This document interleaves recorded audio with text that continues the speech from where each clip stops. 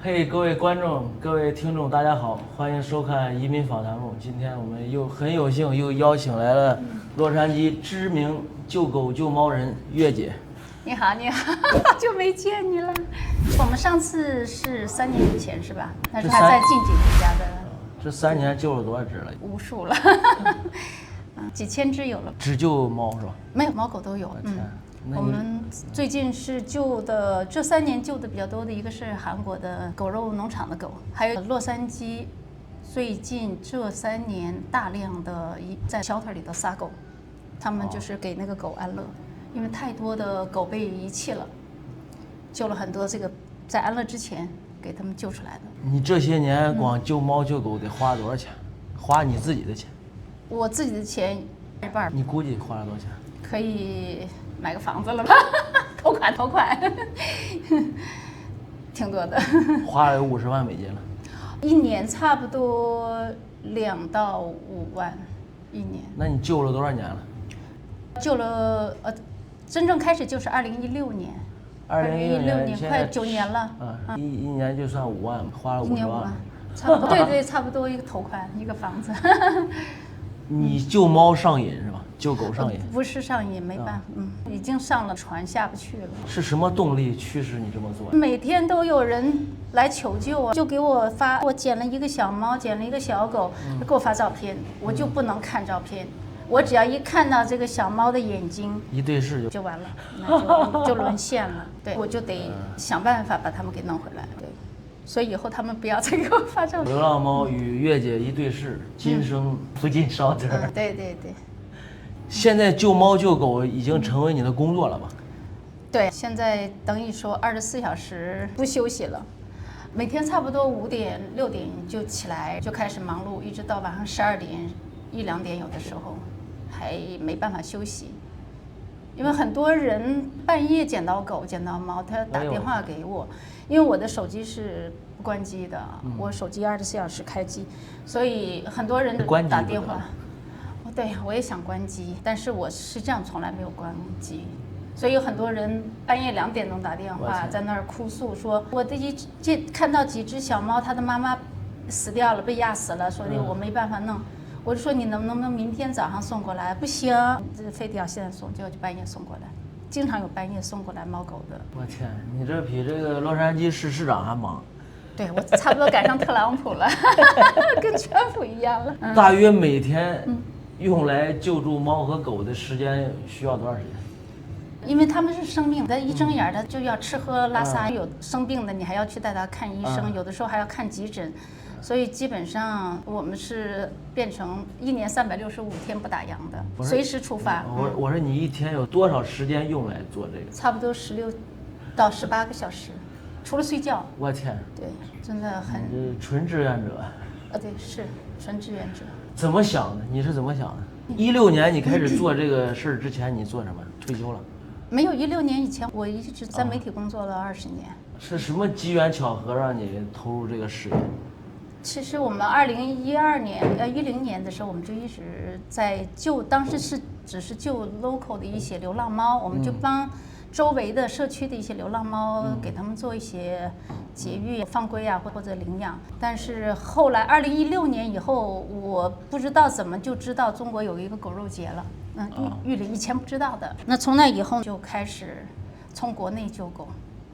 原来说1年救5只，结果第1年就夸来了50只，这样的成倍增长了。那你应该学习美国移民局啊，按配额呀，你也不能盲目的救啊。对，是，确实是，不行，对，救到最后救破产了，真的会救破产。有的时候他一下子来了10只，第2天又来了10只，就我们家一下子27、8只狗。满世界都是。有一次我先生就说我们家到底有多少狗？我说大约18只吧。他不相信，他拿一个手机拍，在那一个点，他说好像24只。我说其实是30只，因为还有几只小的在另外一个房间，在一个车库里的，他没看，所以就太猛了。所以后来我就改变了一下策略，一点一点救。你家这么多狗，这么多猫，邻居有意见吗？有。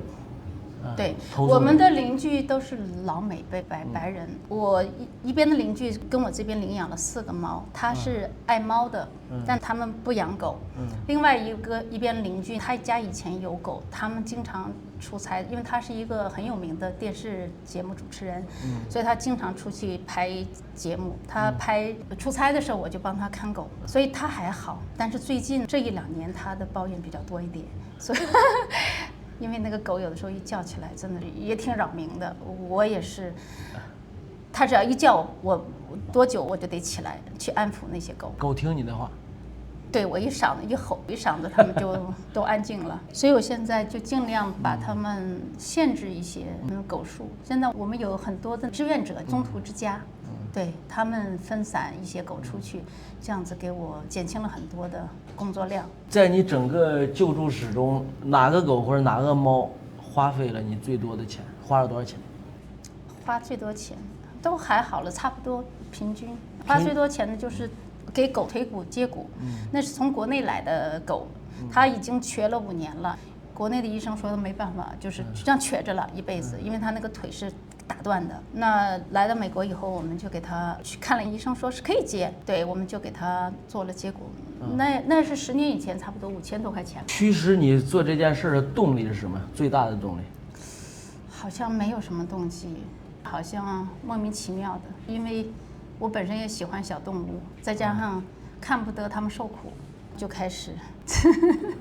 但是每个猫或者每个狗或者每个人，他有自己的命运，自己的命。是，就跟小孩一样，每个人每个孩子他有他的命，但是有的时候我们可以给他创造一些幸福。对，就像有一些国内的那个被抛弃的小孩，被父母抛弃了，送到孤儿院的，那后来被海外的一些家长领养了，他们也是过得都很好，有点类似。你在2024年总共救了多少只猫？2024年光猫绝育，我们就说猫绝育这件事情，就是将近1600。我天！平均每个星期有30-40只猫。谁给它做绝育？我们会带去到这边洛杉矶有个机构叫做 Fix Nation，是专门是一个救助机构，也是那个 non-profit 的非盈利机构，它是帮这些流浪猫做绝育的。掏钱吗？流浪猫不用花钱，但是像这些猫是我们都要花钱做绝育的，因为它们不剪耳，都等于是家猫一样的，就花钱。这些将来有主人，剪耳的是纯流浪猫。剪耳的他们有一个机构免费的，这个叫做 TNR Program。抓捕、绝育和放归，这是专门针对流浪猫的。那这个是美国政府有一笔预算，每年帮这些流浪猫做绝育。对，你救助的是家猫，都有宠物猫啊，我们全部都有。对，一年是1000多只，1000多只猫，和这个每天3只，差不多。你像我今天早上就送了15只猫绝育，绝育的地方离我还比较近，15分钟的路程。那去年救了多少只狗？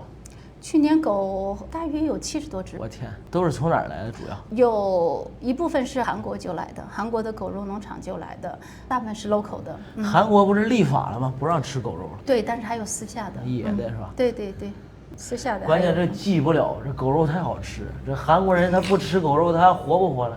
不活了，对不对？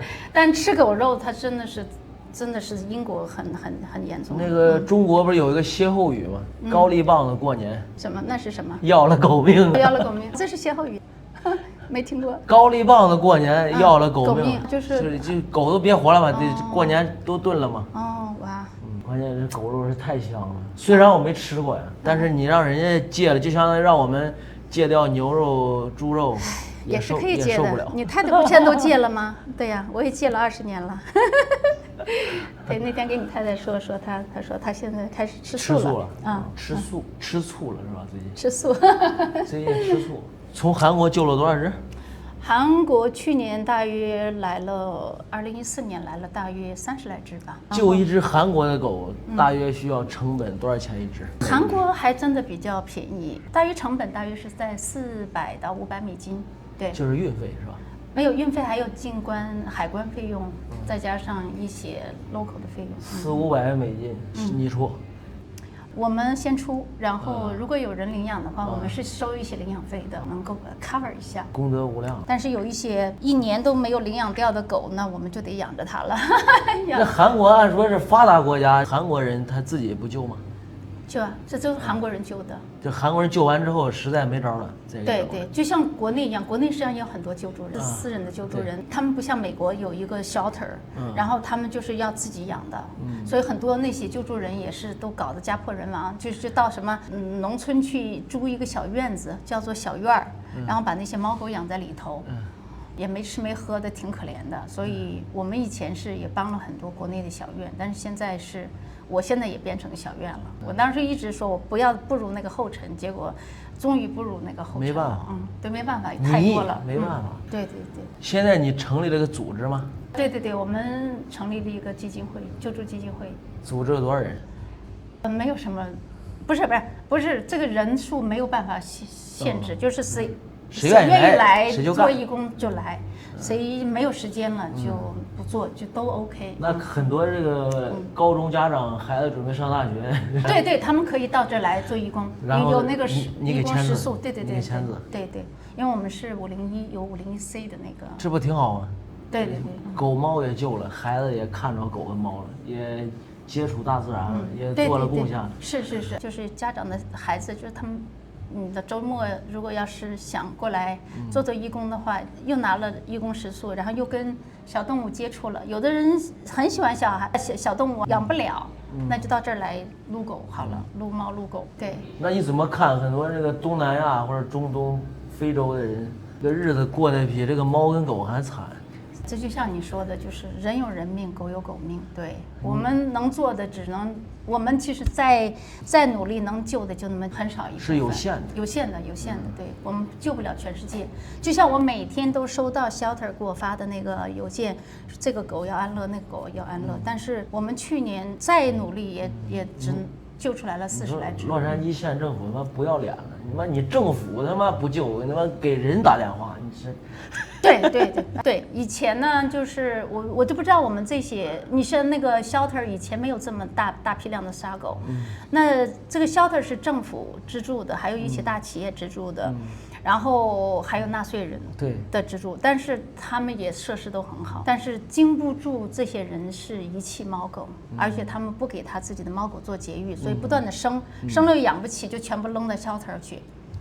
就变成了我们这种民间救助的一个很大的一个负担，心理的负担、精神的负担和金钱的负担都落在我们肩上了。如果家狗家猫作为宠物走丢去了 shelter 是有情可原。大量的人你连自己都养不活，你还养啥猫养啥狗？对，所以这些人是巨婴，他们这个自己都养不了，所以猫和狗他也养不了，随时就。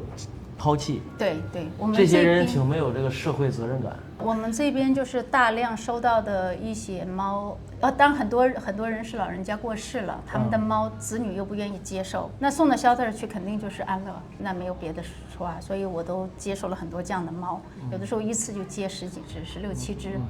还有很多就是留学生，他到这边读书的时候呢，他觉得寂寞，他就高价买一个猫一个狗，然后等到回国了以后就弃养了。所以我们也收到很多这样的猫狗。还有很多人现在不论是什么原因，反正第一件事情就是把猫狗先扔掉，搬家也好，什么回国也好。有的时候我就觉得说，你搬家又不是搬到月球上去，对吧？你搬到外州去，我说你可以把自己的猫狗带去嘛，也不。就不要了，所以就是觉得心里也很郁闷。可能是人在江湖身不由己。对，然后有的人说想要孩子了或者怀孕了什么的，就不养猫了。是这种情况很多。实际上正好跟人家洋人反过来。你像人家俄罗斯、乌克兰，女生怀孕之后，第一件事，先领养一只狗。对，是把狗身上这个菌群和细菌传染给自己，将来这个胎儿和婴儿免疫力更强。对，也不知道这老钟是咋想的。这个老钟是怀完孕之后，这个儿媳妇要不扔的话，这婆婆就替她偷偷扔了。对，是。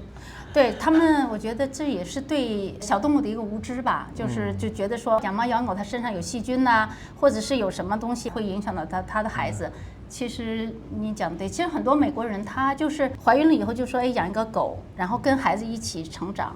小孩儿就是从小有一个小动物的话，一个是培养他的小孩的爱心，另外小孩的免疫力确实是比较高。很多现在为什么很多这个孩子有太多的那种什么过敏什么的，就是免疫力差了嘛。是，对。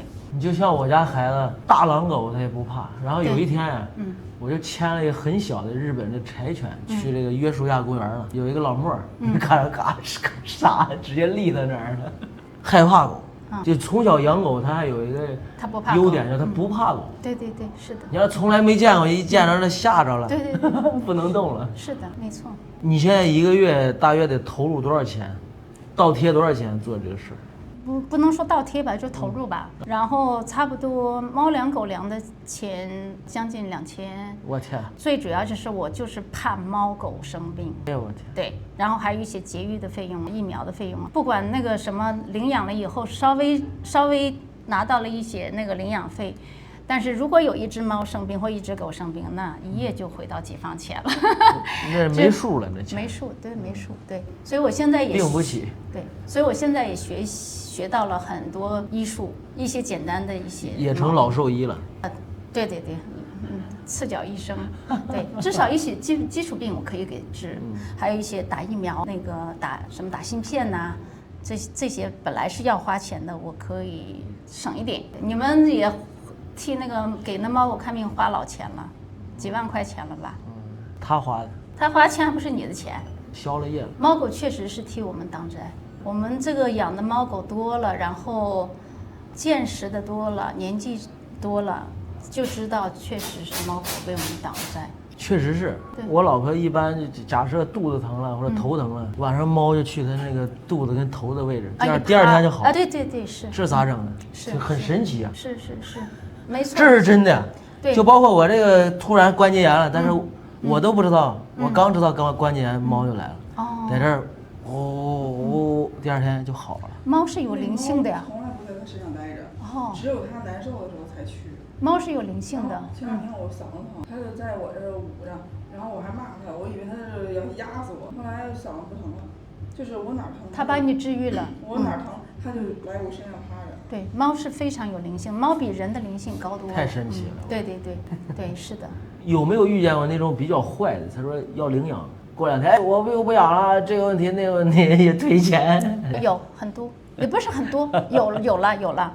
对，但是我们这边呢，就是领养，我们是有一个需要他签一个领养合约，然后领养合约写得很清楚，就是如果你有什么不可抗拒的因素，比方说你生病了，有的人生病了，天灾人祸那种，或者是你严重过敏，那就没办法呼吸了，那你把猫狗退回来给我们，我们再给它重新找领养，但是他们不能够把我们猫狗就扔了，或者是送 shelter 去了，对。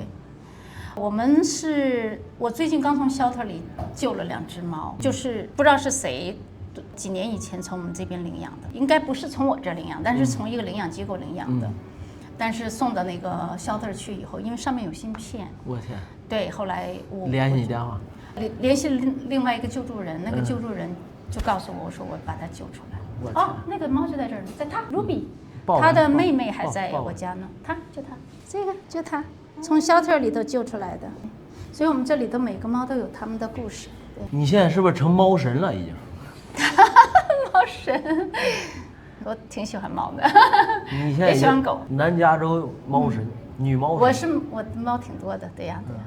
你救过大约笼统的说超过1万只了吧？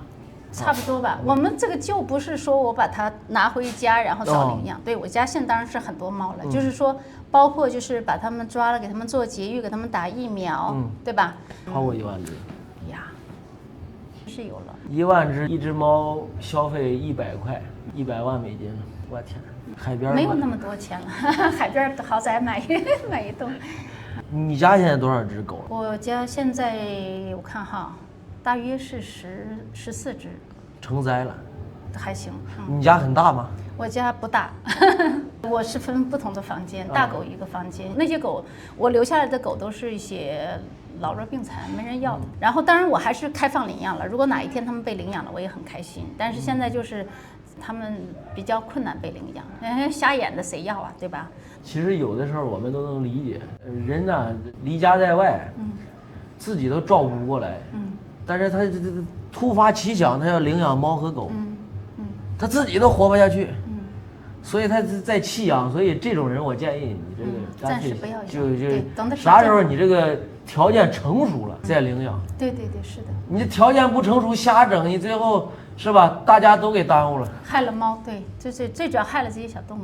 我们从那个 homeless 那边救过很多猫。那而且 homeless 有一个最大特点，就是他们现在已经无家可归了，但是他们还不放弃猫。他那个就在那个外面那个高架桥下面，几十只猫在那边，很危险的。有的时候我们半夜去抱2只猫走，他不给我们嘛，那我没办法，就又怕那些猫在那边乱窜，到时候被车压死了。很多人来到美国之后居无定所，各种原因导致他居无定所。他不是说没地方住，是没有固定的地方住。对，而且洛杉矶尤其南加州的房东他很苛刻，多数房东不让养宠物。对，是的。除非那种高级公寓，5000一个月，他对有的人他支付不了。对，所以他在不断的搬家的过程中，就遗弃动物了。他没办法，是下一个房东不让，或者这个房东本身就不让他偷养。所以我告诫大家，没有能力的情况下呀，就别瞎逞能。能力越大，责任越大。这个是有能力的，人家责任大；你没能力的，往旁边烧一烧。没有，最主要还有一点就是说，我呼吁那些养了小宠物的人，一定要给他们的动物去做节育。对，现在当然节育是很贵了，但是无论如何，你要把那个钱省下来给猫狗做个节育，否则的话，它们一只猫一生。如果它能活10年的话，它可以研植出来200万只猫。我天！对，很吓人的。所以洛杉矶现在500-600万只猫，流浪猫不算家猫，家猫可能也差不多。上千万呢。对呀，跟这个非法移民似的。对，很多。其实大家可能觉得说，哎，我看不到猫，那是因为你白天出来的时候猫没出来，对，没关注。去年的一年，从中国救了狗了吗？有，但是比较少，因为从去年8月份以后。美国的 CDC 有一个新的政策，就是所有中国来的狗，它就要给你隔离。我天，很贵，那一晚上上百美金的话，它给你隔离10天，你就受不了了，对吧？就上千了。所以我们去年8月，在8月之前，夸的进来了一批，然后就破产，然后就不能再进了，实在是盯不住了，盯不了了。你是从中国救的猫还是狗？狗。中国也有救猫，但比较少，但是大部分都是狗，因为美国猫就太多了，已经救不完了，成灾了。从中国救一只狗，大约平均多少钱一天？大约应该是700美金到1000、1500，这个是平均，看狗大小了。然后你真是城里人，你真是城里人。为什么这样说？你要整农村人，父母得拿刀砍你了。对，我都败家娘们儿，我就已经败了家，对，这真的败了。你是炒股吗？还是不炒？拿退休金往这供？对，现在已经花一些，以前20年赚的钱就往。所以这个女人呀，一定要嫁对郎。对。你老公是有钱是吧？没有，他都退休了。你要是底层这活都活不下去，经济都有问题，你还救助啥呀？不敢花他的钱，都是偷偷的花自己钱，花他钱了得了，那不让我救了。他提供的场所就很不错。对，他不反对我，都已经就很开心了。不像有的老公。月姐有几个孩子？我没有小孩。那说明一个问题，猫跟狗就是你的孩子。对，这是你的使命和职责。对吧？对。你要是还有孩子，整这估计这老公没有吧？我就实现了小的时候的梦想，因为很小的时候我就给我妈说，我说我长大了也不结婚，也不要小孩儿，然后呢，我就是只要有一个房子，有个大院子，然后我就养了一堆猫和狗，我就是我小的时候的梦想。Dream come true， 对，梦想实现了。对呀，终于实现了。你幸亏找的是老美，你要找老中还真适应不了。那也不会，你整个儒家信徒他也不整这呀。什么叫儒家信徒？潮汕人，你要是不生孩子，养狗养猫，那不写了休书了直接。你也不错啊，你看你家也养，你太太一直带流浪猫、流浪狗回来，你不是也都全盘接受？猫三狗四。那3只猫4只狗。真的。我是怀孕捡了只黑狗，怀老二又捡了1只猫。哦，真是。那没办法呀，他要养着咋整？对。专门还为那个大黑狗买了个房子。你看，他妈狗还是嫁对人了，这一次嫁对人。那个狗比我命都好。我说住个大房我都住不上，就是因为有托了狗的福了。对，是真的是托了狗的福了，说明那个大吉是真正的有福报。它是神狗，我们叫是灵狗、灵犬。它长得像那个阿努比斯。哦，灵犬。坏，什么都偷。哎，你拿出点奥利奥，它都能精准发现，偷到它窝里当玩具了。最搞笑什么？他把那个白狗吃的药，也吃了，都偷到他的窝里了。他把白狗该吃的那份全给吃了。你想不想踹他2脚？踹！气死我了！那白狗都这样了，让他给他药全吃了。哎呦我的妈呀！气死我了！这是农村的。弃养是有报应的。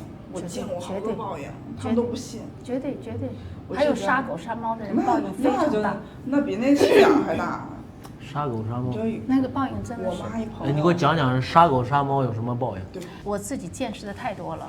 我们小的时候养的一只狗叫欢欢，那个就是一个忠犬八公那种的，每天到巴士站等我们的。我天！它就是被我们的一个邻居给毒死了。我天！我们知道是他毒死，但是因为大家都是邻居，也不好说什么。但是那个人就40多岁就得癌症暴毙。我天！然后我们邻居后面，这个人是在我们前面，邻居后面，有一个女的，她得了那个我们现在叫炸腮腺炎，她自己自杀了，她跳桥自杀了。我说她是因为啥呀？她吃猫，她把我们家猫吃了。她说是有一个药引子，什么叫做龙虎斗，就是蛇和那个猫在一起治她那个腮腺炎。缺一道药材。对，他把我们猫吃了。之后我们怎么知道呢？就我们觉得猫怎么都是越来越少。有一次他妈给我们说他女儿得了腮腺炎，说的他们吃了几副这个猫龙虎斗蛇和猫，就把它治好了。然后说那猫从哪来的？他说就是因为我们在国内都是散养猫嘛，所以就是从我们家偷的那个猫。我天！结果那个女孩子20多岁失恋，自己就跳桥自杀了。对呀，所以我跟你讲，这个真的是有报应，是对。但是你善待猫狗，猫狗也是愿意用他们的命来报答你的，真的是我们见的太多了。猫和狗天天给你发愿，祝你越来越好。对，是真的也有可能。对。但是我们为了我们养猫养狗不是为了他们给我们带来什么好运，而是说就是这个是一个情绪的一个爱的互相交换，对吧？对，我们有这个能力的时候，我们愿意照顾他，他也把他的情绪价值给我们，把爱给我们。所以我们从猫狗身上学到很多东西，他们的那个猫生观，他们对死亡和这个生活的态度，所以我们都学到很多。那你现在是不是已经麻木了？天天看见猫和狗死，是比较淡定了，只能这样说，还是内心也痛苦。对，但是我现在我就是比较不像以前那种呀，就是那种能感应到吧？猫痛苦的时候，猫快不行的时候，感应得到。所以那时候我都会花时间给他们讲话，然后告诉他们说来世再别到人间来了，已经来了一趟，对该学到的东西都学了，渡完劫了，渡完劫了，你就到好的地方去吧，不要再来了。对，什么地方是好地方？我想喵星和汪星都挺好的吧。我觉得人比较苦的是人间吧。你今天的工作任务是什么？今天是一大早起来，先送了一堆猫去 vaccination 节育，然后3点到4点之间节完育把它们接回去，然后再把它们分送到不同的那个 colony， 就是把它们抓它们的地方。对，然后我今天有一只猫送过来，我星期5要带它节育。还有一只狗狗是主人回国了，所以它要 surrender 给我们，所以我也在这儿等他。要回国的这个人，他的狗给你，你得给他费用吗？还是他给你费用？以前是我们都不给费用，但这个人还算比较好，他说他愿意给我们点费用。他给你费用？对，因为这个狗是年纪挺大的了，8岁算是比较，就是我们叫有点像 senior 了，中老年了。所以一般来说，5岁以下的狗还比较好找领养，8岁到10岁以上的狗就很难。比较难找领养，因为很多人不愿意说领养一个狗到我们家没过几年就走了，这也是一个伤痛嘛。所以中老年的狗比较难找领养，所以但这个主人我觉得这个其实不是他的狗，是不知道是谁的狗，回国了以后就放到他家了，不能要了。但是他呢也要回国，他也不能。然后他还不错，大部分的人就是说他今天要回国。昨天才告诉我这边有个狗，你赶快拿走吧，要不我就送 shelter 去了。所以我老被绑架。呼吁大家就是，如果你要是养狗养猫了，你就负起这个责任。因为每次有人来领养，我也给他说，我说你考虑清楚，因为你要养了它就是十几年的责任，这10几年的责任你就要尽量做到不离不弃，除非是你遭遇不测了，对吧？除非是人遭遇不测了，否则的话我们都不应该弃养。人在狗在。对，人在狗在，对。然后，如果你没有这方面的保证，你做不到这一点，你暂时不要领养，考虑清楚了再说。现在看这个养猫养狗，就跟在美国租apartment签利似的。得查信用了，对，查信用，对，我们是有一个 application form， 所以要有写问题，大家来。什么工作，什么职业？我看之前领养好狗的时候，人家有个表，你家多大，有没有专门一间屋子或空间给他，有一天有多少小时陪伴他，如果不合格，人家都不给你的狗。对，其实我们也有这样，就说你一天在家有多少小时？如果你说我一天10几个小时都不在家，那你养个狗干嘛呢？给你家看家护院嘛，对吧？那所以他们也很孤独。所以如果那样子的话，我考虑可以养一个猫，猫是可以独处的，对。但是狗呢，我们就觉得说，如果你老不在家的话，尽量不要养。我给你讲个好玩儿，就是那个有一个北京的小孩儿，他有只猫，他就很惯着猫嘛，把这虾剥开皮喂它嘛，一个一个喂。然后他来到美国了，他就办身份嘛，办庇护嘛，钱也交了，他父母给他说，哎，咱家猫丢了。哎呀，就这小孩儿呀，不办了，得回去了。他就给大家告别，为什么回去？他找人律师退钱，律师不给他退钱，他就跟大家说猫丢了。对。猫丢了，他说不可能，就大家认为你胡说八道，就是想退人律师费嘛。对。他说律师费不要了，但是我得回去。猫丢了，结果这个人一回到北京，猫回来了，因为猫看他不在，出去找他去了。对，他回来以后，猫是可以感受到主人的那个气场的和那个 energy， 然后它可以闻到主人味道。小倒霉蛋儿回来了。这谁呀？哎，这谁呀？小臭蛋。你养过这么多狗，这么多猫，有没有这个刻骨铭心、印象深刻的？有，当然很多了。你给我讲讲，喜欢它哪里？我是到美国以后，第一只猫是我一个朋友回国了，他的一只猫，当时已经5岁了，然后他就说要给他送 shelter 去，然后我说那你给我吧，我养它吧。那时候我其实也挺困难的，然后我就领它回家了。那只猫到了我们家，那时候我是从那个 shelter 里省 Gable shelter 里领养了一只小狗，然后那个猫呢到了我们家以后3年不理我，不让我摸的，也不让我抱，然后就是每天就是藏起来，藏在床底下，一直不见人。高傲，很高傲，他很生气，他被抛弃了，可能弃养了，对。然后过了3年，有一天不知道为什么，他就突然对我好了，感化了。对，我养它养了23岁才过世，23岁，那个猫真的是成精了，猫活到23岁，对，我天。当22岁的时候，它那时候已经就是整个器官衰竭嘛，医生就说让我给它安乐，我说我不忍心，我就抱回来了。然后我说怎么样可以维持它多活一点？他说它不吃了，你就给它输液。我从那儿学会的给猫输液，就是它又多活了1岁半吧。植物猫没有，它每天还会跟我们一起睡觉，然后跟我们的小狗狗，我们的所有的小狗狗都围着它，每天陪着它一起睡觉。对，成小公主了。它是真的是老死的，它是死在我怀里的。我天。对。那狗呢？狗呀，狗狗也挺多的。一个朋友他回国了，然后我开始接养的那只小狗，一只小博美，它到我们家的时候4岁，它刚来的时候我先生一脸的不高兴，然后过了以后那个狗就成了他的挚爱。然后我就问他，超过爱你，超过爱我，真的对。然后我就问他，我说你什么时候开始爱上这个狗的？他说10分钟以后。结果那只狗呢，它就有一个特点，特别爱溜，所以它也爱跑。它只要一有空它就跑。就有一次跑出去，就有一次人家来那个扫院子的那个gardener来，它又跑掉了。我们到了几个小时以后才发现，狗没了啊，出去找。然后我开着车去找。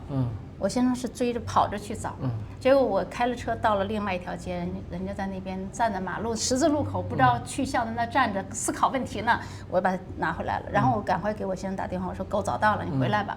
他说我已经走不动了，然后我就去接了他回去，然后他就那个心跳100多下，嘣嘣嘣的，我马上送医院了，结果就发现是基本心梗，马上就要心梗了。当天就留在医院里，第2天就做了手术，救了他一命。然后医生说他随时可能会心梗嘎掉，对。然后这等于说这个狗救了他的命。如果这个狗不跑掉，他也不会去追。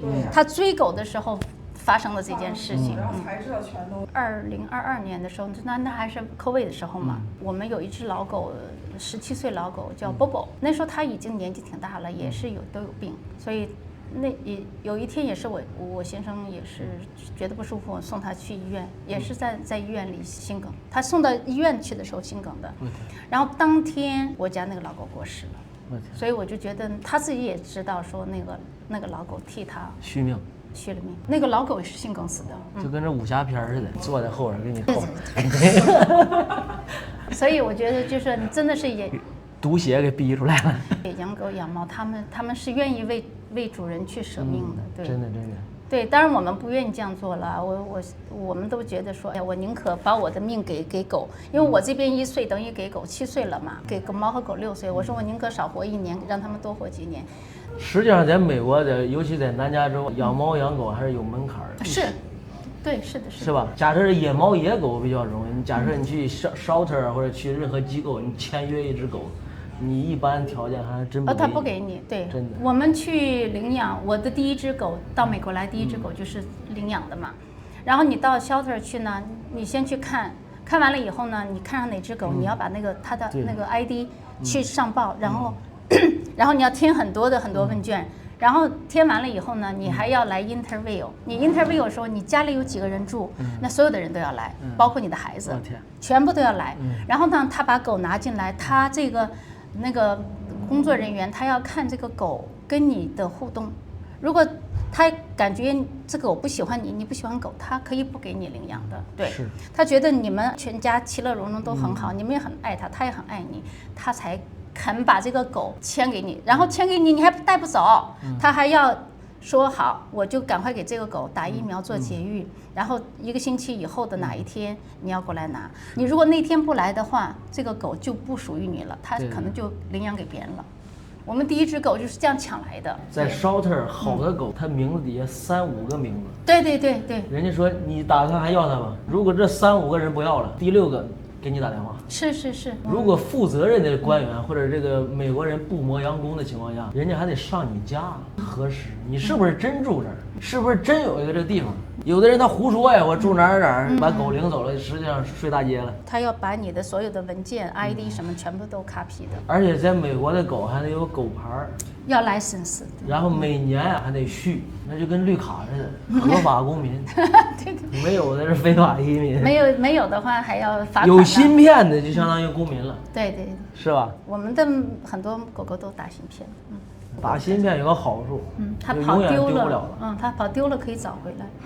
对。之前我们狗丢了1天了，发了个短信，你的狗在哪个警察局？就是因为它有芯片。如果南加州地区有任何人想领养猫和狗，怎么联系你？就626-255-0818，或者是你们真的是养不了那个猫狗了，请你们不要把它扔了，因为我们真的是遇到过留学生要把猫狗扔到那个山上去，我天，然后就说让它自生自灭。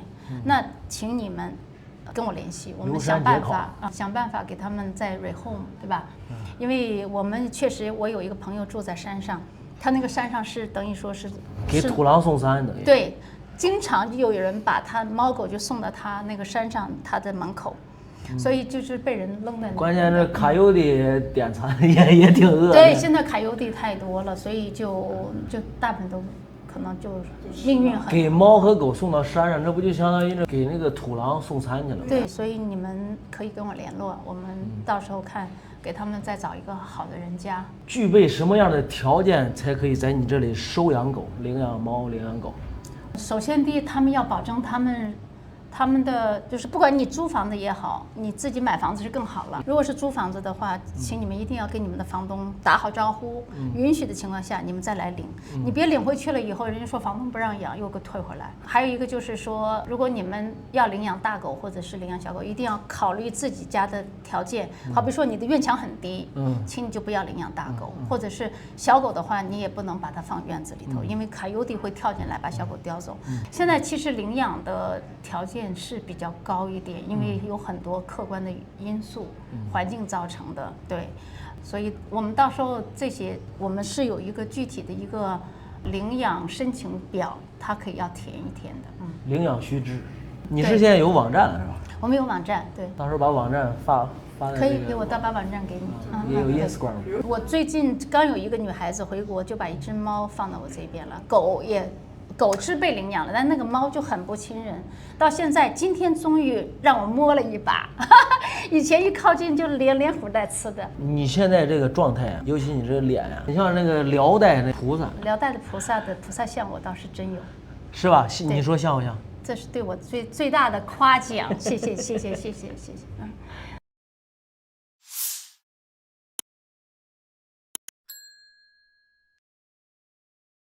本视频是呼吁大家去领养，而不是去养动物给别人。学习承担社会责任，而不是逃避责任，成为别人的负担。